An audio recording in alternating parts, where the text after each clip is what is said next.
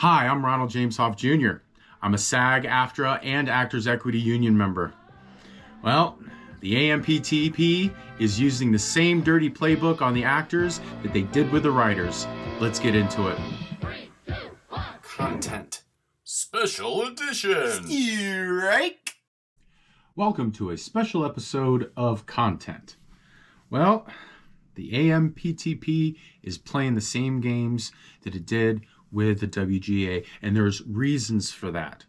See, the AMPTP dragged this out with the WGA for like months, and the reason why is because they didn't need them yet, and that's what they're doing with the actors.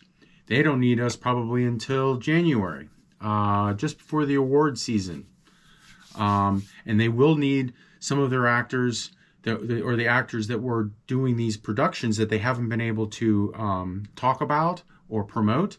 They'll want those guys just before the award season. So we've got a couple months. So, of course, the AMPTP is, they walked away from the bargaining table, and I got a letter from our negotiating committee, and I wanted to read something here. It is with profound disappointment that we report the industry CEOs have walked away from the bargaining table after refusing to counter our last offer. We have negotiated with them in good faith, despite the fact that last week they presented an offer that was shockingly worth less than they proposed before the strike began.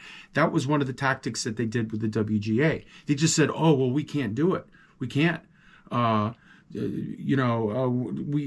can't pay you the residuals because, we have no way of tracking them." Meanwhile, Netflix will say, Stranger Things is the greatest, has the most views of any of our other shows. It's a number one hit. And then out of the other side of their mouth say, "Oh, well, see, we can't pay you residuals because we can't really track, what we, how many views. So we really can't pay you because we have no way of knowing." See, it's crap like this. So anyways, stay tuned for part 3.